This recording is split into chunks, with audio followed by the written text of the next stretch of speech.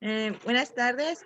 En este tema vamos a hablar sobre pruebas especiales de todo lo que ves en la unidad 2. Cámbiale, Pau.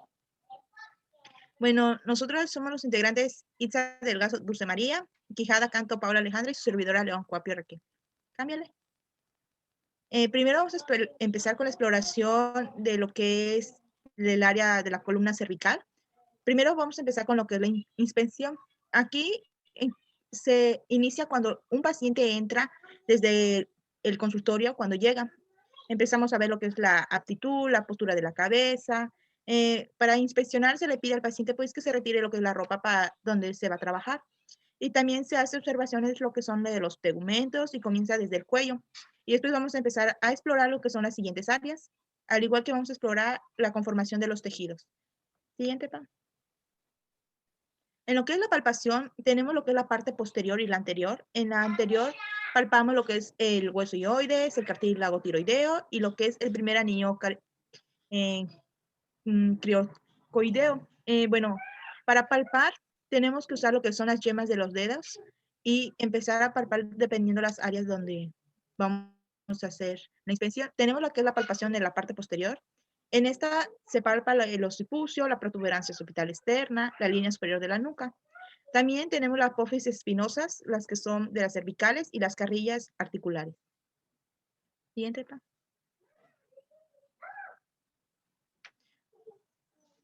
Una antes. Otra. Ahí. Bueno, en la palpación, en los tejidos blandos, tenemos igual lo que la superficie anterior y la posterior.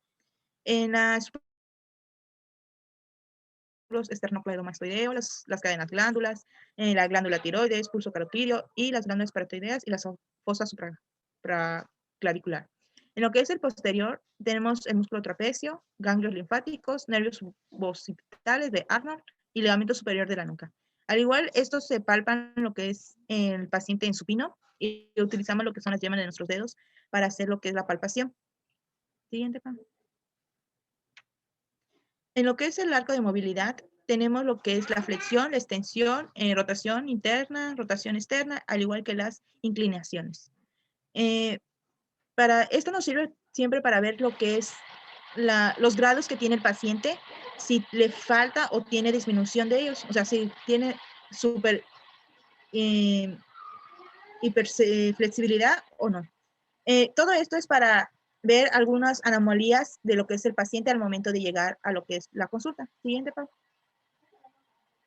Tenemos igual la exploración neurológica, también se evalúa. En la fase 1 indica que es la existencia de debilidad motora, que afectan lo que son los movimientos del cuello y además demuestra la integridad del abastecimiento del nervio. En lo que es la fase 2 se detectan lo que son problemas neurológicos del paciente.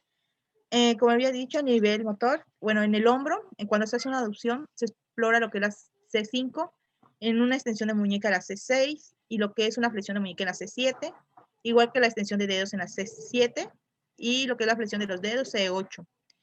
Para una aducción de dedos es la D1. En lo que es el nivel sensitivo, la exploración es en la porción lateral del hombro C5, lateral del antebrazo C6 y el dedo medio C7. Siguiente. Ahora vamos a empezar con lo que es la exploración física de la columna lumbar. En la inspección, el paciente tiene que estar completamente descubierto, como ya le habíamos dicho, para detectar alguna anomalía a donde se va a trabajar. Se inspeccionan igual tegumentos, faneras, posturas antálgicas o alguna anomalía en lo que es en la columna, como ya sabemos, cifosis, una lumbalgia o cualquier cosa. Siguiente, Pam.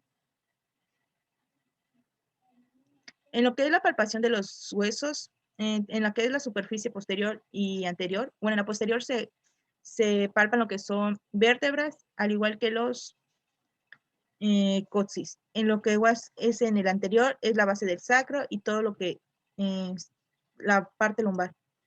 Siguiente, Pam. Bueno, en lo que es la palpación de los tejidos blandos, igual se utiliza lo que son las yemas de los dedos. En lo que es la zona 1, es en la banda lineal media, en lo que son los ligamentos supraespinosos e infraespinosos. En la zona 2, lo que es la cresta ilíaca de los glúteos. Y en la zona 3, las espinas ilíacas posteriores, ligamentos sacrociáticos menores. Y la zona 4, lo que es del ciático nervio ciático.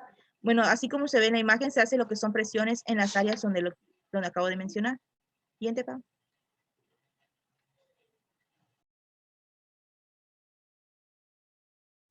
Bueno, pues como ya había mencionado mi compañera, al igual que estas palpaciones de los tejidos blandos, también se hace parte en la zona 5, que es la pared abdominal anterior y región inguinal, como podemos observar en la imagen siguiente.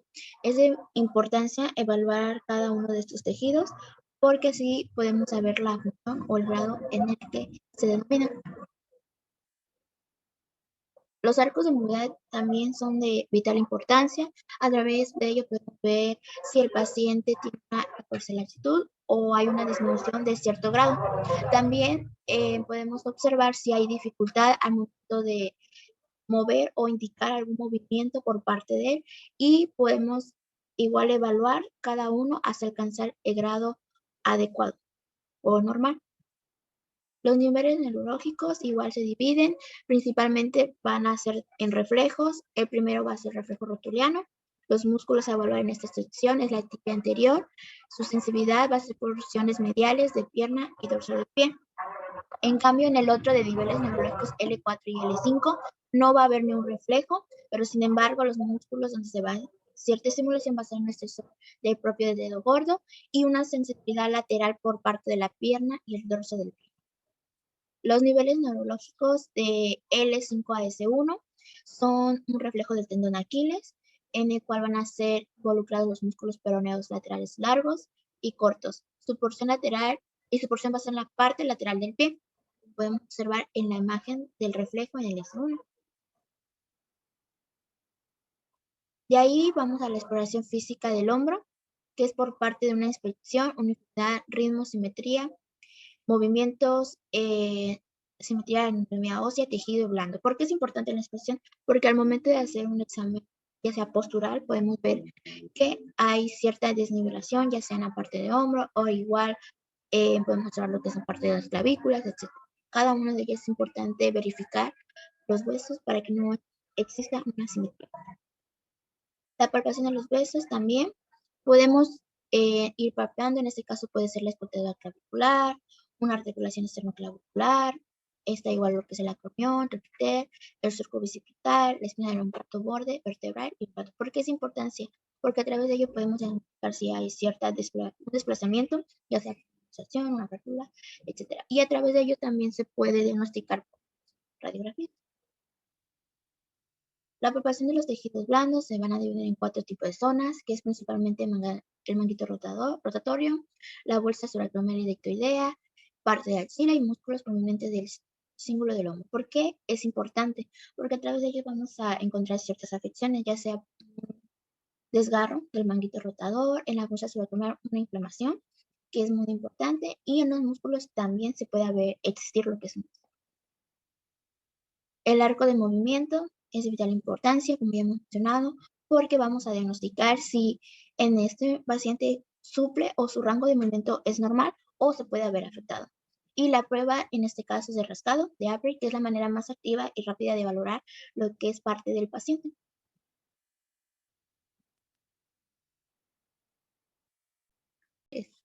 Bueno, pues en este caso los arcos pasivos, nosotros como fisioterapeutas vamos a ayudar al paciente a realizar dicho movimiento y es de importancia. Ahora entramos con la exploración física del codo. Primero que nada, pues el fisioterapeuta que va a realizar esta inspección tiene que tener un conocimiento acerca de todo lo relacionado a la articulación del codo, su soporte. Y como sabemos, pues el codo es estable con un soporte óseo firme y está compuesto por 3 articulaciones. Tenemos la articulación húmero-cubital, el húmero radial y la articulación radiohumeral. Ahora ya entraríamos con la inspección, que el primero pues es el ángulo de la carga. Como sabemos, una carga normal mide aproximadamente 5 grados en el hombre y en la mujer es entre 10 y 15.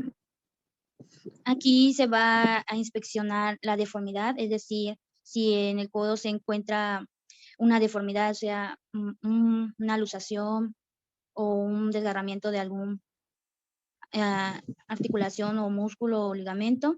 La simetría, pues vamos a inspeccionar ambos para ver si esa deformidad pues ya sería algo en ambos brazos, no solo en uno.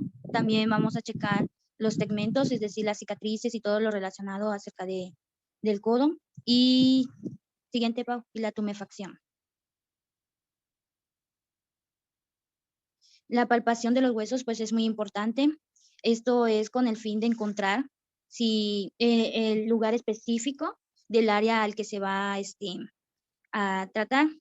Como sabemos, los huesos están colocados a un lado del enfermo, sostenidos en la superficie anterolateral del brazo con una mano y con la otra alrededor del bíceps en aducción y extensión hasta que el olecranon se vuelva visible. De ahí vamos a inspeccionar, o sea, vamos a hacer la palpación de la epitroclea para localizar el lado medial externo distal del húmero, que es muy grande y muy subcutánea. De ahí vamos a hacer la palpación del olecranon, que es la gran saliente ósea que está en el externo superior del cúbito. De ahí vamos a inspeccionar lo que viene siendo el borde cubital, que es donde sostenemos el brazo del enfermo y le vamos a hacer una abducción, una ABD, y se le va a palpar desde el olecranon hasta abajo por el borde cubital posterior del subcutáneo. De ahí vamos a la fosa del olecranon. Ahí se encuentra el extremo distal de la parte posterior del húmero. Es el que recibe al olecranon durante la extensión del codo. De ahí vamos a hacer la palpación del epicóndilo, que está localizado en la posición lateral con relación al olecranon. De ahí palpamos la línea supracondilia del húmero, perdón. Está un poco mejor definida y es más larga que la línea suprapitroclear y se extiende casi hasta la tuberosidad deltoidea. Y a partir del epicóndilo se va a palpar lo que viene siendo la línea supracondilia y se vuelve hacia el primero. De ahí sigue la cabeza radial con el brazo en aducción de la persona que estamos palpando. Se le va a pedir que conserve el codo en flexión a 90 y de ahí vamos a localizar el epicóndilo y vamos a mover nuestros dedos a 2.5 centímetros aproximadamente en el sentido distal hasta encontrar una depresión visible a la piel y justamente en medial y posterior en relación a esa área con el grupo muscular extensor de la muñeca. Siguiente, Pau. Aquí vamos a encontrar la palpación de los tejidos blandos. Estas se reparten en 4 zonas. La zona 1 es la superficial medial, que en este caso se va a hacer que al paciente pedirle que haga una flexión de codo a 90 grados y se va a extender y se va a efectuar una aducción de hombro ligeramente para poder palpar lo que viene siendo el nervio cubital, el ligamento colateral medial, los ganglios linfáticos supraepitrocleas. De ahí vamos a la zona 2, que es la superficie posterior, que es del músculo tríceps. Y pues aquí vamos a buscar la bolsa del olecranon, que no se palpa, sino solo la región donde se encuentra. De ahí el tríceps, que son las 3 cabezas, la larga, la lateral y la medial. De ahí vamos a la zona 3, que es superficie lateral. Aquí vamos a palpar lo que viene siendo el extensor de la muñeca. Este se origina en el epicóndilo y en la línea supracondilia. Está compuesta por 3 músculos, primero que nada, que es el supinador largo, el primer radial externo, el segundo radial externo. Ahí después encontramos lo que viene el supinador largo. Este se va a originar en el borde del epicóndilo humeral. El paciente va a empuñar la mano y se va a hacer un flexor de codo y ahí se va a poder palpar. De ahí vamos a palpar el segundo y el primero y el segundo radial. Lo mismo, el paciente empuña la mano y se le aplica una resistencia del dorso y ya de ahí se va a efectuar lo que viene siendo el codo del tenista. Y después vamos con la zona 4, que es la superficie anterior. Aquí se va, como dice, la fosa cubital. Este es un espacio triangular que está limitado lateralmente por el supinador largo y en sentido medial por el pronador redondo. Por aquí va a pasar el tendón del bíceps lateral humeral, el nervio mediano y el nervio musculocutáneo. Después tenemos el tendón del bíceps. Este se le va a pedir al paciente que coloque el puño cerrado bajo a una mesa y va a tratar de levantarlo. Y ahí se explora el vientre. Siguiente, Pau. La exploración de movilidad, pues como sabemos, una flexión normal es de 135 grados. Una pronación es de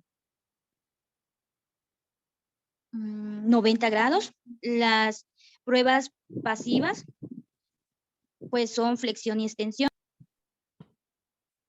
Mano y muñeca. Para la exploración de mano y muñeca también es muy importante conocer las estructuras de la mano, en este caso los metacarpos, las falanges proximales, las falanges mediales, las falanges distales, conocer el trapezoide, dónde se ubica, el trapecio, el escafoides, el glande, el ganchoso, el pisiforme y el piramidal. Siguiente, Pau. Aquí para la inspección vamos a observar, pues, conforme cómo usa su mano el paciente, o sea, cómo hace el funcionamiento de sus ambas manos, con qué facilidad y qué manera tan espontánea lo realiza. También vamos a observar su asimetría y pues la normalidad en el movimiento de la extremidad superior. Se va a verificar las estructuras en global. El número de dedos, todo relacionado a cómo se debe considerar la actitud de la mano, o sea, su flexión, si ligera. Un dedo extendido puede indicar la lesión de un tendón. También vamos a checar su asimetría, que ambas manos tengan la misma asimetría. El uso de órtesis, o sea, preguntarle al paciente si ha usado, no sé, una férula, un yeso o algo que le haya impedido realizar la movilización de su mano. También las estructuras, vamos a revisar cada estructura de la conformación de la mano, los segmentos y el volumen que conforma en cada una de ellas para poder verificar si la patología solo la tiene en una mano. Siguiente. La palpación de los huesos, pues aquí se va a iniciar primero inspeccionando lo que viene siendo con la muñeca y de ahí se va hacia la mano. Vamos a colocar el pulgar sobre la apófisis estiloides radial y después el otro dedo, el índice y el de medio, sobre la apófisis estiloides cubital. Y de ahí estos prominencias óseas son los puntos básicos para hacer una referencia a la región del carpo.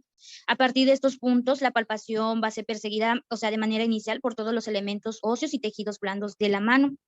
Ahí vamos a palpar los huesos de la muñeca, pues como ya dije, el escafoides, el semilunar, el piramidal, el pisiforme, el trapecio, el trapezoide, el hueso grande y el hueso ganchoso. Vamos a palpar lo que viene siendo la apófisis estiloides radial, la apófisis estiloides cubital, el tabaquera anatómica, el tubérculo del radio, que es el tubérculo de Lister también conocido, eso más adelante lo vamos a hablar, los metacarpianos, las articulaciones metacarpofalángicas y las falanges. Siguiente. La palpación de los tejidos blandos. Bueno, vamos a empezar con la zona 1, que es bueno, primero que nada, recordemos que en la muñeca existen 6 pasadizos o túneles dorsales que van a conducir a los tendones extensores y 2 túneles palmares que van a conducir a nervios, arterias y tendones flexores. En la zona 1 vamos a encontrar la apófisis estiloides de la radio. Se va a palpar lo que viene siendo la tapaquera anatómica, es el borde que está compuesto por tendones del músculo aductor largo del pulgar y el aductor corto del mismo. También está el borde cubital compuesto por tendón del músculo extensor largo del pulgar y piso del escafoides. Y se va a palpar lo que viene siendo la arteria radial y el nervio radial. De ahí encontramos la zona 2, que sería el túnel 2, que está situado entre la radial del tubérculo radial. Contiene lo que viene siendo los tendones del músculo del primer radial externo y del segundo radial externo, y se le va a pedir al paciente que cierre la mano. Esto es con el fin de facilitar lo que viene siendo la palpación que se le va a pedir al paciente cuando ponga la muñeca en flexión, y se va a tocar los puntos de sus dedos pulgares y los meniques juntos con la posición primero que se va a palpar en sentido del antebrazo y luego de regreso a la muñeca. De ahí vamos a la zona 3, que es la apófisis estiloides cubital. Pues igual se va a inspeccionar como los demás. Después tenemos la zona 4, que es la del pisiforme. Esta pues es de la porción palmar, pero pues esta como es un poquito más, se podría decir más, muy poco la probabilidad de lograr palmar, hacer una palpación correcta. También tenemos las del tendón del músculo palmar y menor y del trímel carpiano. Pues igual se va palpar de la misma forma, buscando lo que viene siendo el tendón del músculo y palmar el menor y el trímel carpiano, que son los palmares y el túnel del carpo. Siguiente. Ahora vamos con la zona 2, que es en la mano. En la mano, pues tenemos la zona primero 1, que es la eminencia tenar. Está situado en la base del pulgar y está compuesta por 3 músculos, que es el aductor corto del pulgar, el oponente del pulgar y el flexor corto del pulgar. En una mano dominante puede verse y sentirse más desarrollada esta compresión del nervio mediano en el túnel carpiano y puede atrofiar la eminencia tenar. Después tenemos la zona 2, que es la eminencia hipotenar. Esta se encuentra en la parte proximal al dedo meñique. Está compuesto por 3 músculos igual, que es el aductor del meñique, el oponente del meñique y el flexor corto del meñique. Este se puede atrofiar a causa de una compresión en el túnel del Guyon. Después tenemos la zona 3, que es la palma. No se puede palpar, ni los vasos ni los nervios. La aponeurosis palmar se van a buscar los nódulos, los tendones flexores de los dedos que corren con la vaina común en la profundidad de las bandas de la aponeurosis. Y como pues ya dije, no son palpables normalmente y se le va a pedir al paciente que haga una flexión y una extensión con los dedos. Si se escucha un chasquido, esto va a indicar como el dedo del gatillo. Después tenemos la zona 3, la zona 4, que es el dorso. Los tendones, que son los tendones extensores, ocurren a lo largo del dorso de la mano y estos son palpables cuando el enfermo extiende los dedos a la vez que extiende ligeramente la muñeca, como se ve en la imagen. Después tenemos la zona de las falanges. Pues aquí se debe palpar lo que viene siendo los tejidos blandos que rodean las articulaciones interfalángicas proximales y de las distales. Después tenemos la zona 5, que aquí se van a buscar 4 signos cardinales de Canabel, que es los dedos de flexión, la tumefacción uniforme del dedo, el dolor intenso de la extensión pasiva del dedo y la sensibilidad a la palpación por la trayectoria que van a hacer los movimientos de la muñeca, que es flexión, la siguiente, que son los arcos de movilidad. Como sabemos, pues la muñeca y los dedos se valoran por separado los movimientos. Sin embargo, la función de la muñeca es una flexión de 80 grados, una extensión de 70, una desviación radial de 20, una desviación cubital, una supinación y una pronación. Y los movimientos de los dedos, pues es flexión y extensión a nivel de las articulaciones metafalángicas, la flexión y extensión en las articulaciones interfalángicas, una aducción, una ABD y una aducción de las articulaciones metafalángicas en 20 grados, y una flexión y extensión del pulgar a nivel metafalángica e interfalángica, y también una aducción y aducción del pulgar a nivel carpometafalángicas y una oposición. También tenemos los arcos de movilidad pasivos en muñeca, que son flexión y extensión por movimientos emitidos o causados por los anquilosis de la articulación secundaria a una afección o fractura. Puede ser igual causado una desviación cubital radial, una desviación distal restringida puede ser causada por la fractura conveniente de ella. Y el de los dedos, pues igual, una flexión y extensión a nivel de la articulación que está afectada, una ABD y ADD, igual el área afectada. Y ya sería todo. Ahora vamos con las pruebas de cada área que se habló, que sería del área cervical, del área lumbar, del hombro, del codo, de la muñeca y de la mano.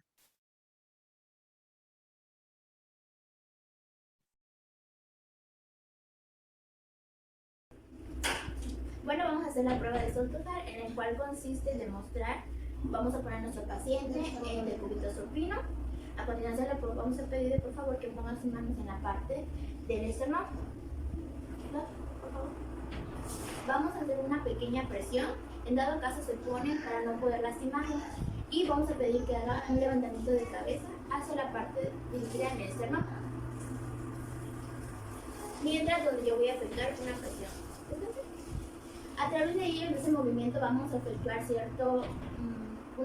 puede encontrarse dolores tensionales, al igual que una presión ligamentosa, o también tiene que ver con los músculos de la musculatura cervical. Ahora vamos a seguir con la prueba de Denoyes, en el cual consiste en diferenciar el dolor cervical y parte del ligamento específico muscular. Nosotros vamos a poner ya sea en un lado en el paciente y vamos a dirigir las manos en la parte de la cabeza, poniéndole una leve resistencia en el cual el paciente tiene que vencer. De igual manera vamos a detectar lo que es un tipo de trastorno ligamentoso o ya sea articular o muscular. A ver, haz un lado. Y el otro.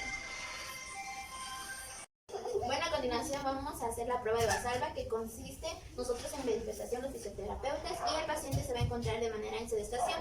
De igual manera, vamos a pedirle que coloque el primer dedo o el pulgar en la boca y vamos a pedir que soplen. De esta manera vamos a observar lo que detectar formaciones que ocupen ya sea el volumen o ciertas cosas ligamentosas, estenosis, tumores, teofilarias, inflamaciones de tejidos blandos, provocado por los síntomas radiculares circunscritos al dermatoma correspondiente.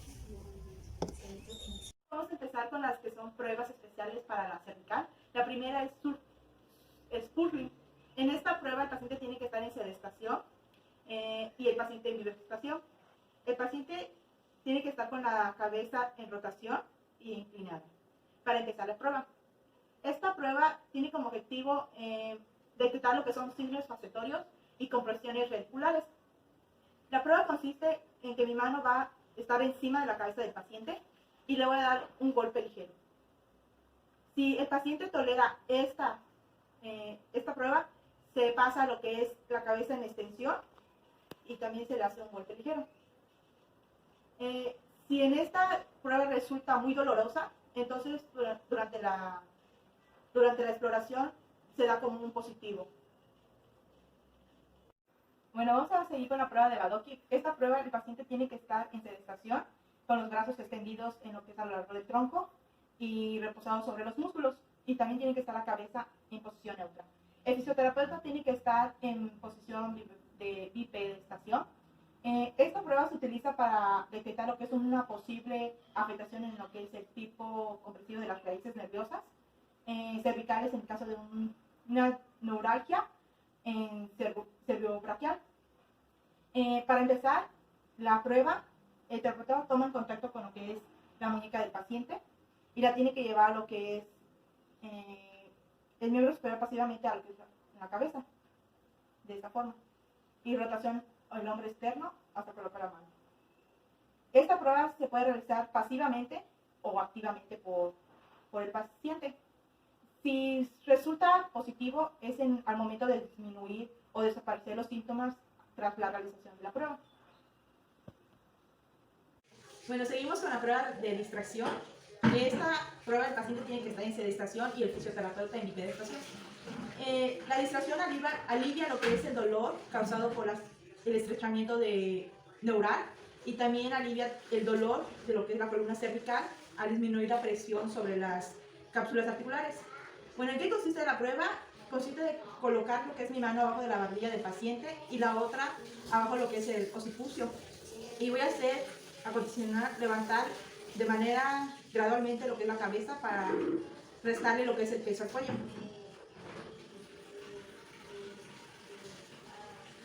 Complexión de Jackson. Esta prueba va a consistir en buscar si existe una irritación de los plexos braquiales a causa de una compresión caudal o ósea, y esto se va a hacer mediante una compresión para identificar de qué lado está la irritación nerviosa.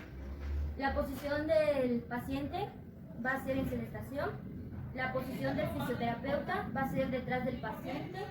Ahora vamos a iniciar con el tratamiento, en el cual consiste, el fisioterapeuta va a poner sus manos sobre la cabeza del paciente en el vértex, y lo que va a realizar el fisioterapeuta va a ser una inclinación hacia la izquierda, junto con una opresión hacia la columna vertebral, y después se realiza otra inclinación hacia el lado derecho, junto con una compresión. Esta prueba va a ser positiva si el paciente dice sentir el dolor en todo el brazo. Esta prueba es negativa si el paciente solo siente dolor en la parte del cuello.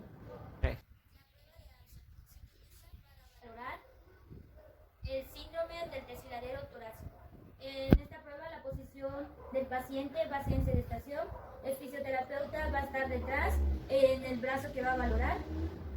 Y el procedimiento de la prueba. El paciente va a hacer una abducción de brazo. El fisioterapeuta colocará su brazo hacia el nervio radial Identificará dónde está su nervio y el pulso.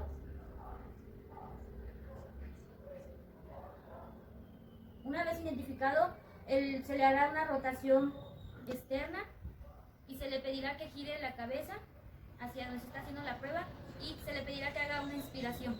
Respira profundo y detén. Expulsa. Esta prueba es positiva si el paciente al momento de realizar la técnica desaparece su pulso.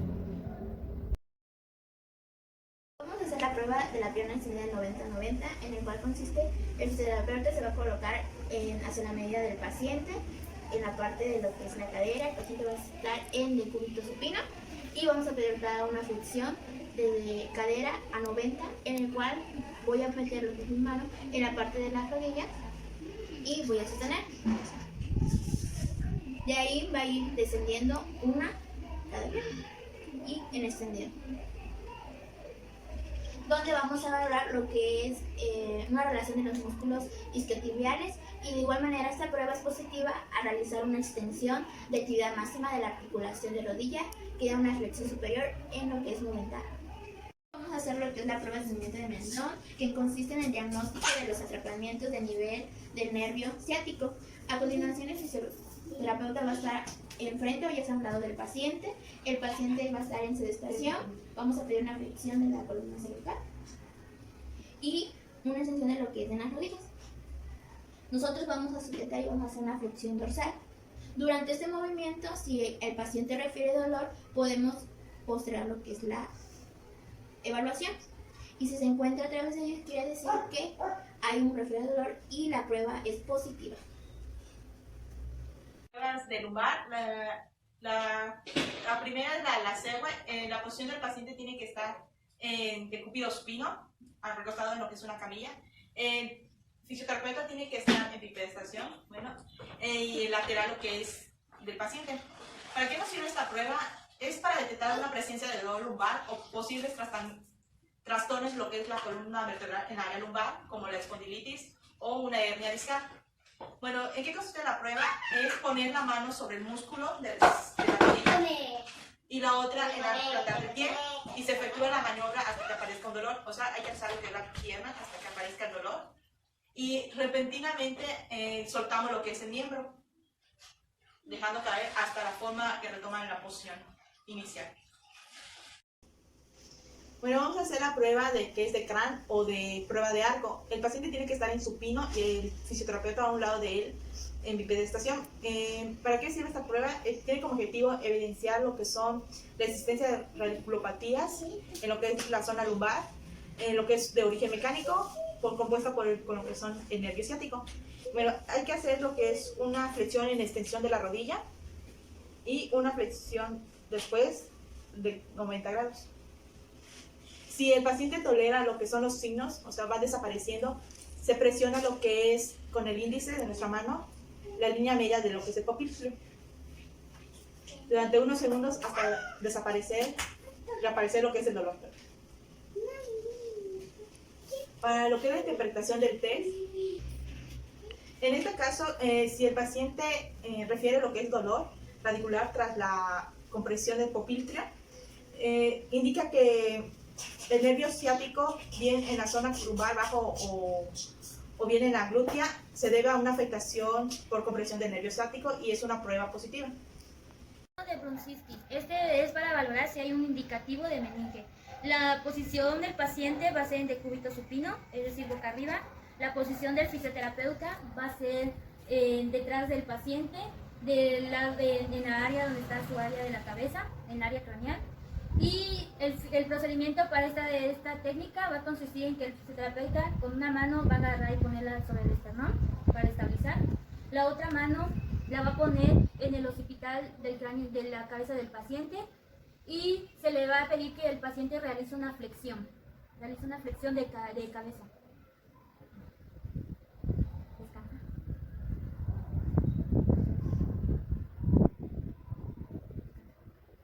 Esta prueba es positiva si al momento de hacer la flexión el paciente hace una flexión de cadera y de rodillas.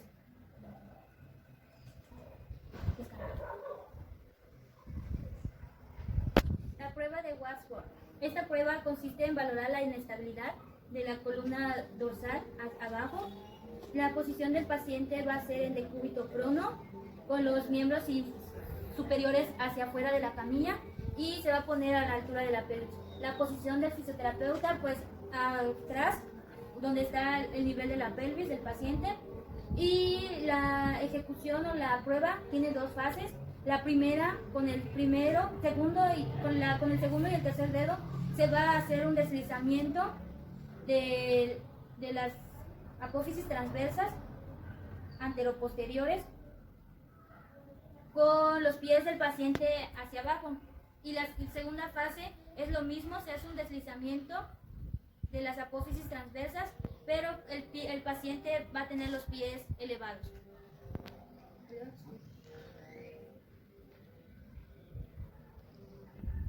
Ciclo de Wadsworth.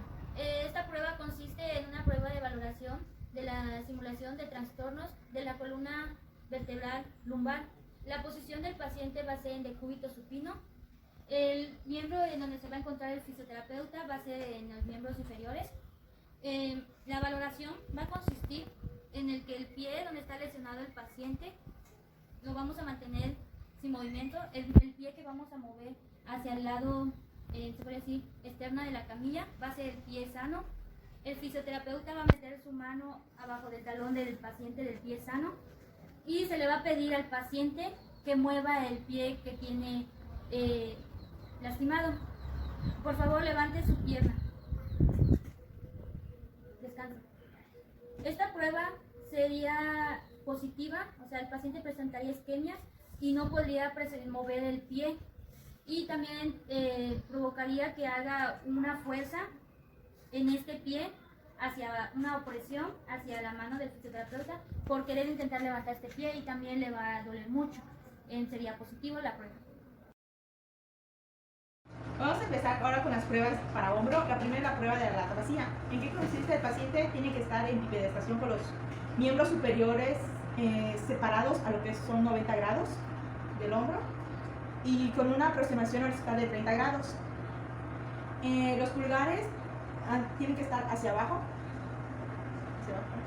Y la posición del fisioterapeuta tiene que estar en bipedestación enfrente del paciente y poner lo que es las manos a nivel tercio distal lo que es el cúbito. Ejecución vamos a explicar para qué sirve esta prueba. Se utiliza para evaluar una posible disfunción lo que son de los músculos supraespinosos.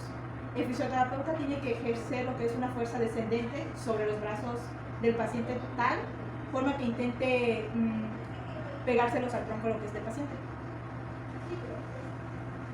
Si el paciente es incapaz de vencer la acción del fisioterapeuta y deja caer lo que son los brazos hacia el tronco, se puede suponer que es una afectación lo que es del músculo supraespinoso, y entonces la prueba resulta que es positiva.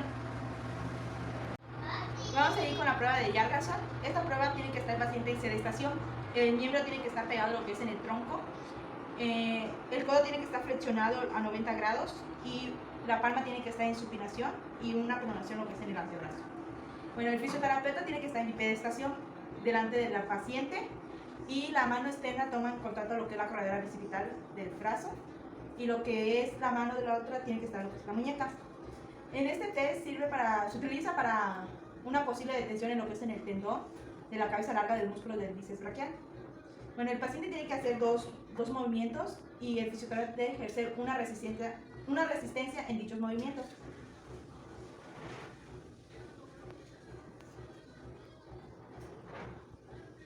Prueba de pinzamiento cruzado. Bueno, el paciente tiene que estar en sedestación con los brazos paralelos a ese tronco.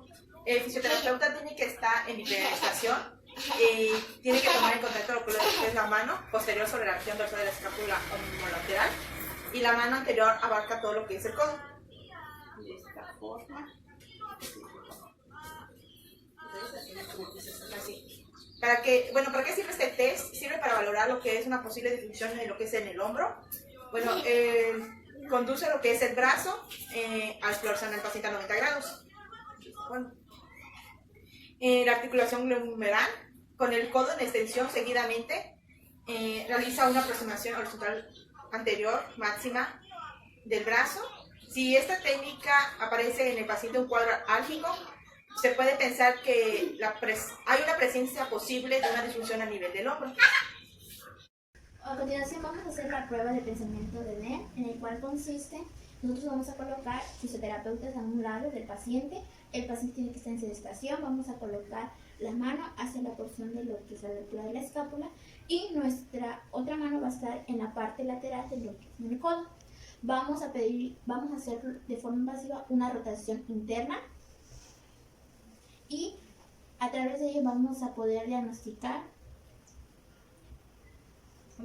Y el objetivo de esta prueba es para detectar lo que es la afectación del espacio subclamatoideo. Bueno, vamos a continuar con el signo de la tecla de Pearson. Consiste en evaluar lo que es una porción de la subluxación anticlavicular. Nosotros vamos a encontrar los fisioterapeutas a un lado del paciente. La posición de él tiene que estar de manera en sedestación, las manos hacia un lado de lo que es parte del tronco o ya sea en la parte encima de las rodillas. De igual manera consiste esa evaluación poner el dedo índice y medio en la parte de la clavícula. Vamos a hacer un pequeño hundimiento de forma caudal en el cual va a consistir que al momento de nosotros retirar nuestros dedos, si hay un leve levantamiento de la porción clavicular anormal, quiere decir que es un signo positivo. Bueno, vamos a hacer la prueba de caída de brazo. Consiste en que el paciente va a estar en sedestación. Nosotros como fisioterapeuta vamos a un lado de él y vamos a pedirle que levante lo que es la parte del brazo y haga una pequeña disminución lentamente. En dado caso de que el paciente se quede en 90 grados, va a haber un desgarro del manguito rotador. En dado caso que se mantenga en 90 grados, nosotros vamos a dar un ligero golpe para que el cemento pueda descender. La prueba es de aprehensión a la luxación del hombro. Su objetivo es someter a prueba la luxación crónica del hombro. La posición del paciente va a ser en sedestación, la posición del fisioterapeuta detrás del paciente. El procedimiento de la prueba consiste en poner el brazo del paciente en abducción ABD y hacerle una rotación externa. Si esta prueba es positiva, el paciente rápidamente indicará no realizar esta prueba ya que le duele. Prueba del chasquido. Su objetivo es la detección de la subluxación del tendón de la porción larga del bíceps.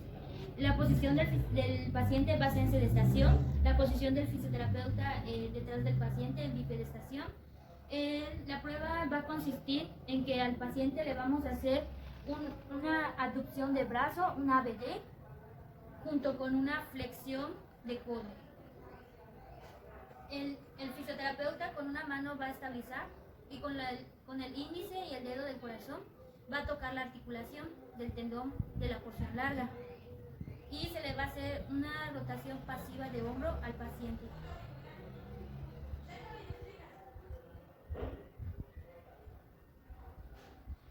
Esta prueba va a ser positiva si el paciente al momento de realizar los movimientos pues escucha un chasquido del tendón. A continuación vamos a seguir con la prueba de Cousin. Consiste en evaluar lo que es la afectación por parte de la musculatura epicondylea y vamos a estar de un lado del paciente en sedestación.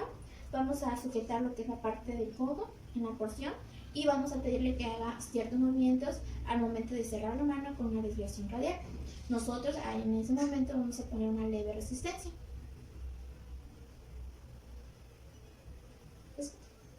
En dado caso de que se encuentre lo que es un cuadro álgico o una alteración en el tono, se puede decir que es una epicondilitis. Vamos a continuar con la prueba de Cousin invertida, en el cual consiste que vamos a estar a un lado del paciente, nosotros como fisioterapeutas vamos a estar ya sea en la estada o a un lado de él, y lo que vamos a sujetar lo que es la porción parte del codo distal, vamos a sujetar lo que son las manos del segundo al quinto dedo.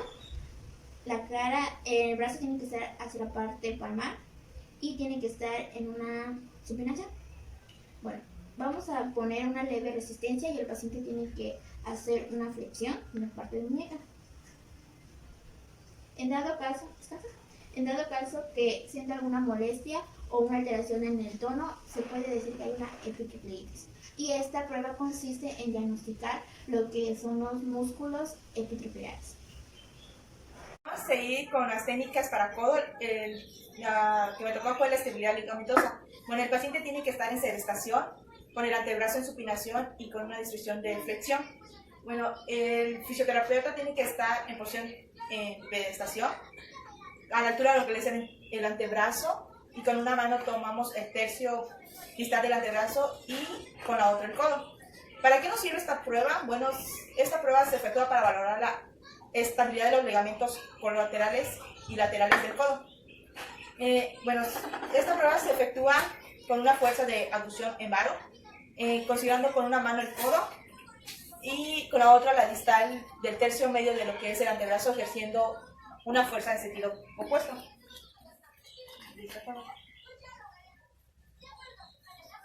Prueba de resistencia del codo. Esta prueba va a ser una indicación a la epicondilitis lateral del codo.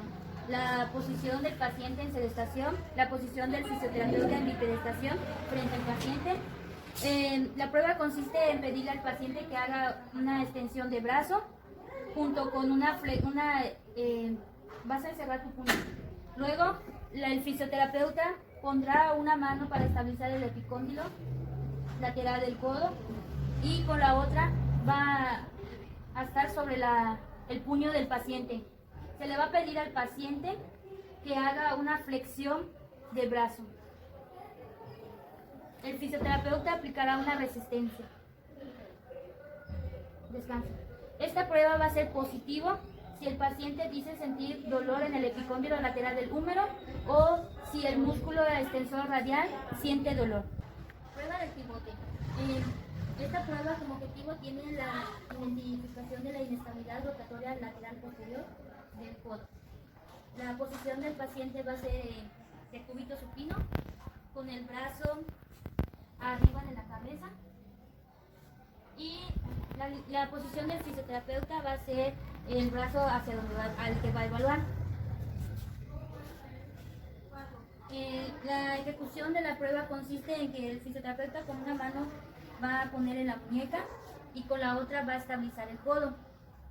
Después de estabilizar el codo, el fisioterapeuta va a hacer en la muñeca del paciente una supinación junto con una flexión de codo. Esta prueba va a ser positiva si el paciente presenta una protuberancia en el codo lateral posterior. Se llama tecla del piano. La paciente tiene que estar en sedestación con el miembro superior sobre una camilla en pronación de lo que es el antebrazo. El fisioterapeuta tiene que estar igual en sedestación al lado de lo que es a donde se va a valorar enfrente con el paciente.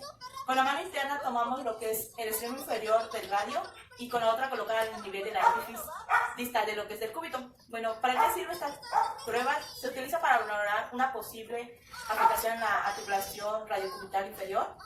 Y con la mano, para hacer esta prueba, con la mano externa se llevará a cabo un empuje en la epífisis distal del cúbito en dirección hacia el suelo, de esta manera. Realizar una fijación distal del radio. Bueno, si en el momento de realizar el movimiento anormalmente aumentado, acompañado o no de dolor, a nivel del cúbito, puede ser alguna afectación de la articulación radiocubital inferior. En este caso se dice que la prueba es positiva. Bueno, vamos a hacer la prueba de Friedrichsen, que consiste en un diagnóstico de la tendinitis, de igual manera de Irvine. Vamos a estar a un lado del paciente, el paciente tiene que estar en sedestación y vamos a pedirle por favor que avance lo que es parte del primer dedo con los 4 dedos y va a hacer una leve flexión de la misma.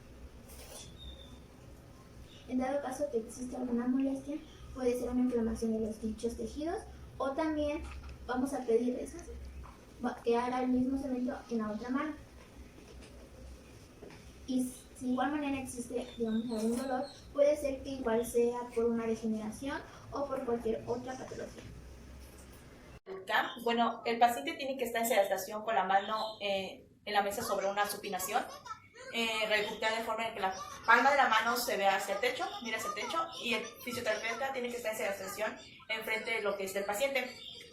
Poner las manos sobre la región del carpo del miembro a valorar y de forma que nuestros pulgares se coloquen supuestamente sobre la región medial de lo que es el carpo en la cara palmar.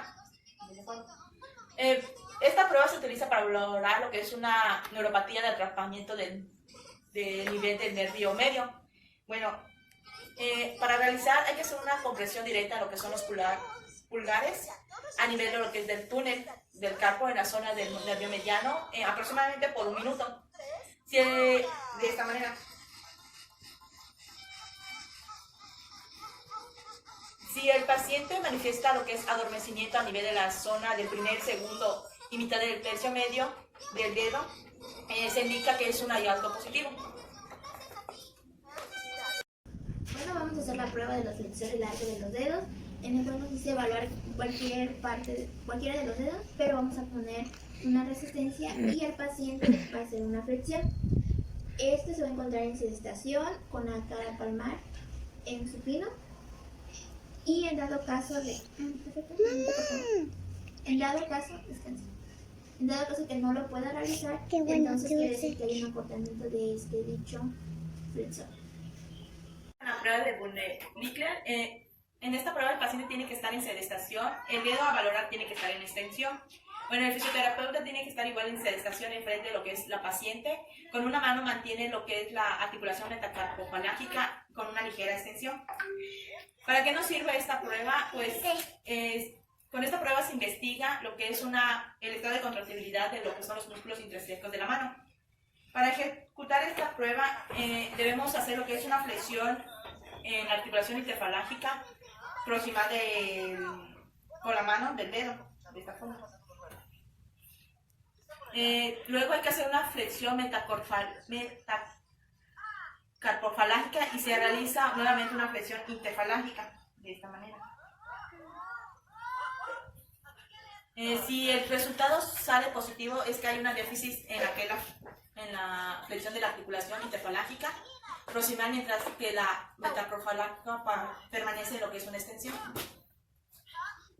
Bueno, vamos a hacer la prueba de los ligamentos reticulares, en el cual consiste que vamos a sujetar lo que es la parte proximal interfalángica y vamos a hacer una flexión del dedo, en el cual consiste que si el paciente no puede hacer la flexión, puede haber una causa de tensión o ya sea de la cápsula articular. También el paciente va a estar ya sea en posición sentado y nosotros a un lado de él. Prueba de tensión en valgo de los dedos. El objetivo de esta valoración va a valorarse una posible disfunción a nivel del compartimento interno de las articulaciones interfalángicas del paciente. El paciente va a estar en sedestación, con sus manos sobre la mesa, con las palmas en supinación del brazo. La posición del fisioterapeuta pues va a estar en sedestación igualmente, lateral o también frente al paciente, sobre el brazo que se va a evaluar, en este caso sería la mano izquierda. Se le va a agarrar la articulación interfalángica con los dedos índice y el pulgar y se va a hacer un pinzamiento y se va a hacer una lateral en la articulación, un movimiento lateral y un movimiento lateral del otro lado. Esta prueba va a ser positiva si el paciente tiene una amplitud anormal junto con un dolor. Prueba del músculo flexor común profundo de los dedos. Como sabemos, los tendones del músculo flexor común de los dedos trabajan solamente como unos solos. Vamos a poner al paciente en una posición de supino. Luego vamos a limitar 3 dedos del paciente y con una mano vamos a estabilizar el cuarto dedo. Después se le va a pedir al paciente que flexione su dedo. Descansa. Esta prueba sería positiva si el paciente no pudiera hacer la flexión. Prueba de Hagen. Esta prueba va a consistir en valorar la arteria cubital y la arteria radial del paciente para ver si no tiene una obstrucción para hacer llegar el flujo sanguíneo rápido a la palma de la mano. La posición del paciente va a ser en sedestación con las palmas de la mano a evaluar en supino. El fisioterapeuta va a estar enfrente del paciente junto con la mano que va a evaluar. La ejecución de esta prueba de Hagen consiste en pedirle al paciente que cierre y abra la mano rápidamente. Cierra y abre tu mano. 1, 2, 3, 4. Después se le va a pedir que lo mantenga cerrado con toda su fuerza. Mantén cerrada tu mano con toda tu fuerza. Luego el fisioterapeuta con su pulgar va a tapar el nervio radial y con su dedo índice y el de medio obstruirá el nervio cubital. Luego se le pedirá al paciente que abra la mano. Abre la mano. Aquí podemos ver que hay una obstrucción de ambas arterias, por lo cuanto la palma de la mano del paciente está blanca. Luego el fisioterapeuta va a dejar una sola arteria para que fluja la sangre. Ahí está. Y con la otra para terminar con la circulación de la palma. ¿Qué pasó? La prueba es positiva si la mano del paciente tarda en quedar rojo.